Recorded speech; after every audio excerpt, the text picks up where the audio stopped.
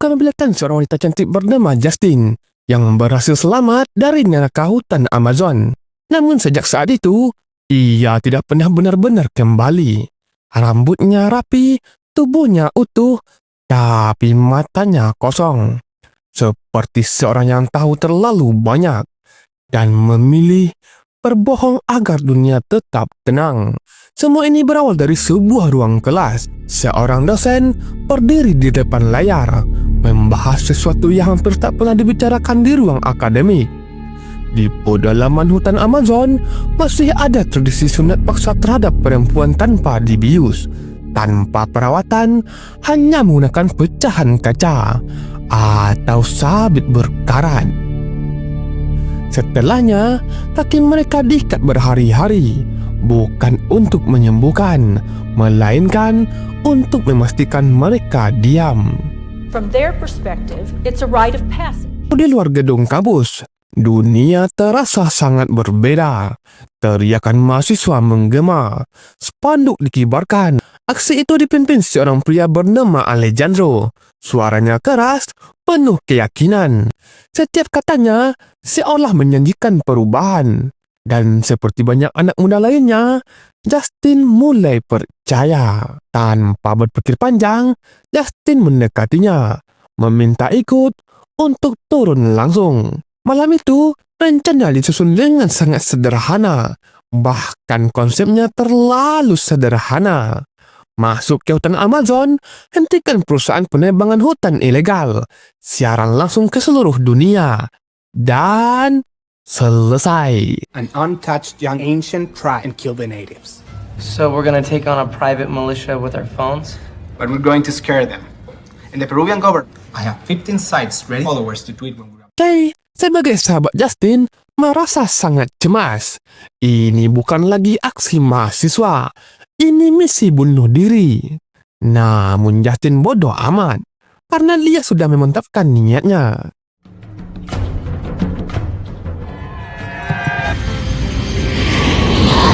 Alejandro memperkenalkan seorang pria bernama Carlos, seorang sponsor yang akan membiayai misi mereka. Di dalam pesawat kecil yang bergetar, Alejandro membuka kartu terakhirnya, menjelaskan bahwa lokasi itu dijaga oleh tentara bayaran bersenjata. Wajah-wajah idealis mereka seketika berubah menjadi pucat. Tapi itu semua sudah terlambat. Sekarang tak ada tempat untuk mundur. This is it. Tak lama kemudian, mereka akhirnya sampai di tempat tujuan, di mana aksi mereka dimulai dengan menyusup ke area proyek. Mengenakan seragam pekerja, berbau dengan buruh sungguhan.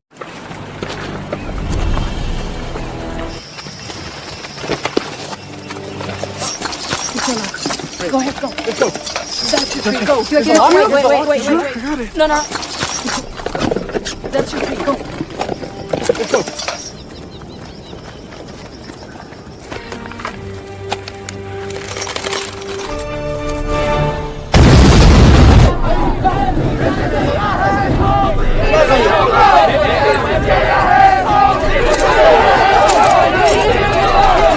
Ketegangan mulai memuncak di saat Justin sadar kalau gembok yang ia pakai tak mau terkunci. Ketakutan Justin mulai menjadi-jadi.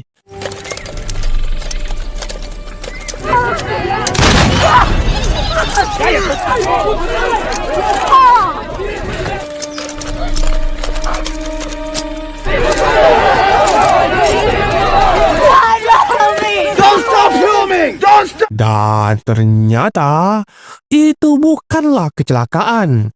Itu adalah siasat Alejandro untuk menjadikan sebagai umpan. Ia sadar jika putri seorang pejabat PBB ditangkap, media internasional akan meledak. PBB akan segera turun tangan. Seketika itu, proyek akan dihancurkan. Dan benar saja, tak lama kemudian, perintah pun datang. Mereka lalu dibebaskan, diantar kembali ke pesawat. Where's my stuff? Where's the bags? Di dalam kabin, mereka tertawa sangat bergembira. berpelukan, menangis reda karena video aksi mereka akhirnya ditonton jutaan orang. Mereka berpikir kalau mereka sudah berhasil menjaga dunia menggantikan Ultraman. Namun kesenangan itu hanya bersifat sementara. Tiba-tiba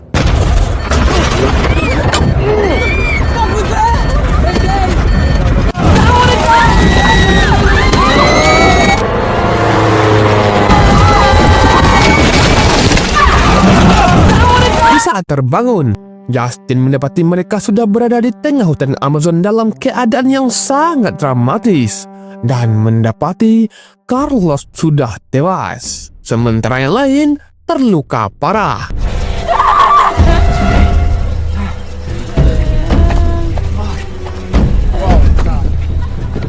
Your GPS is melted, man. It's melted. Yes? Just a cell phone. Tara mencoba mencari bantuan. Akan tetapi, sebuah anak panah melesat dari kegelapan. Ternyata mereka tidak sendirian. Dari balik pepohonan, muncul manusia berwarna merah. Mereka adalah suku Yahes, salah satu penghuni pedalaman hutan Amazon. Di sepanjang sungai, ratusan tengkorak manusia tertancap di tiang bambu. Ini bukan peringatan, ini sejarah. Suasana desa justru sangat meriah. Tarian beserta sorakan menyambut mereka. Ini bukan penyambutan, ini perayaan. Karena mereka membawa pulang makanan dalam jumlah besar.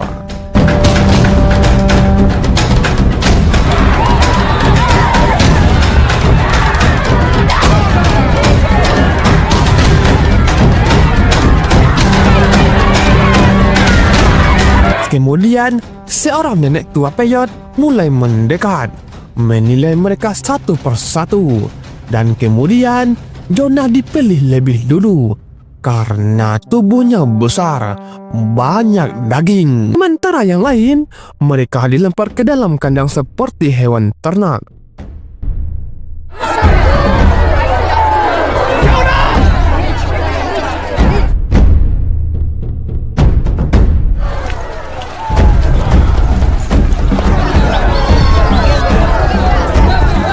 Ada yang bisa mereka lakukan selain menunggu. Melihat kebrutalan itu, Justin mulai muntah-muntah. Amy menjerit sampai suaranya serak.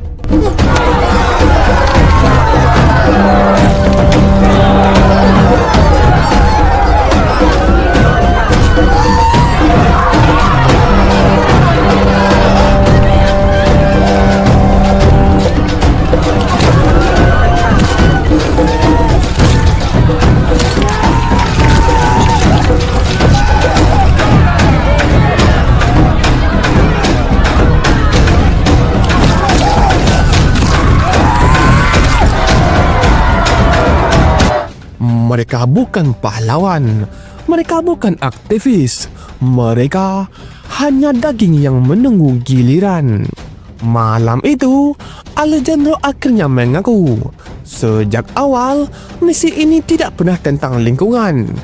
Ia dibayar oleh perusahaan saingan untuk menjatuhkan kompetitor mereka. Semua aksi, semua serangan langsung hanyalah alat.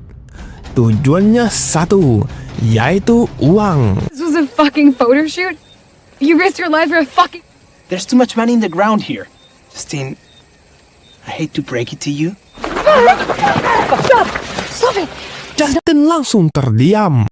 Apa yang selama ini ia yakini sebagai perjuangan, seketika runtuh begitu saja. Tak lama setelah pengakuan itu, Justin dan yang lainnya sepakat untuk mencoba melarikan diri. Keesokan harinya, Justin, Amy dan Samantha mulai ditarik untuk diperiksa kesegelannya masing-masing untuk ritual yang tidak jelas. Namun dari 3 wanita itu, hanya Justin yang ternyata masih bersegel. Oleh karena itu, Justin dibawa ke gubuk untuk ritual sunat tradisional. Ritual yang sama yang pernah ia lihat di layar kelas. Ritual yang dulu membuatnya ingin mengubah dunia.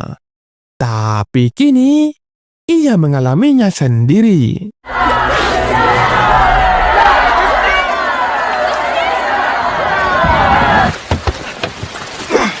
I know how to distract. I'm fast. Samantha, what are you doing?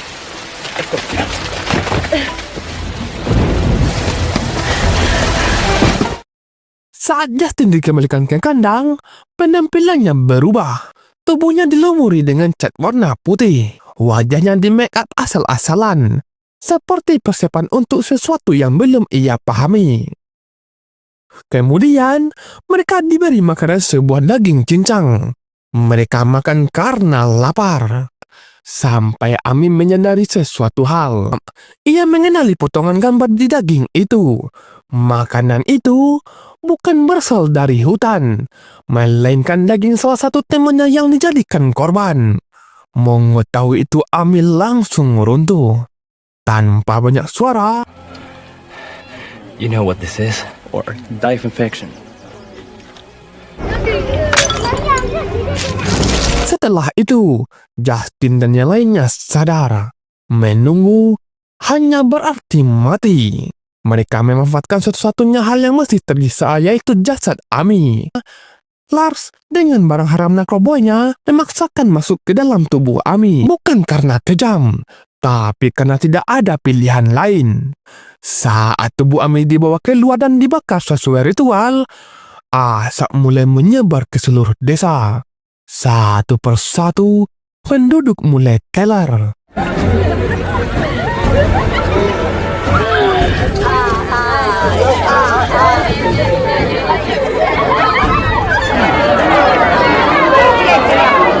Di tengah kekacauan itu, mereka mulai bergerak mencoba melarikan diri. Namun, Alejandro yang takut dengan konsekuensi dan sendirian sengaja memperlambat Lars. Lars akhirnya tertangkap.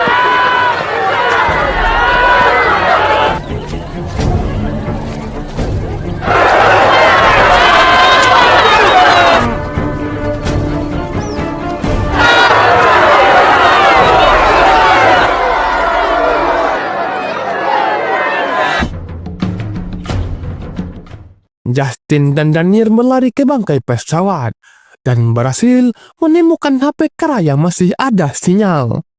Masih ada harapan, namun harapan itu singkat. Battery's dead. Para suku pedalaman berhasil menangkap Daniel.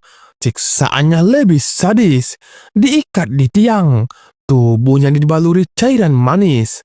Lalu, jutaan semut api memakan dagingnya hidup-hidup. Jeritannya menggemas di seluruh hutan. Sementara itu, Justin terus berlari dengan sekuat tenaga. Seorang anak suku pedalaman tiba-tiba membantunya kabur. Dia melewati wilayah jaguar, mendengar suara tembakan dari kejauhan.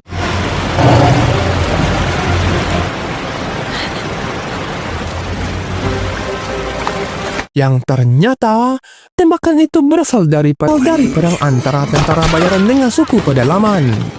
Dan tak lama kemudian, Justin akhirnya sampai di area terbuka. Dengan sisa baterai di ponsel Kara, ia menyalakan kamera mencoba meyakinkan para tentara bayaran, menjelaskan kalau dia bukanlah dari suku pedalaman.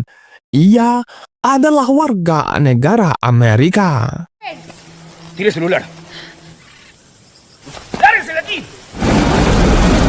Sementara Alejandro hanya bisa diam membeku di dalam kandang menyaksikan itu semua.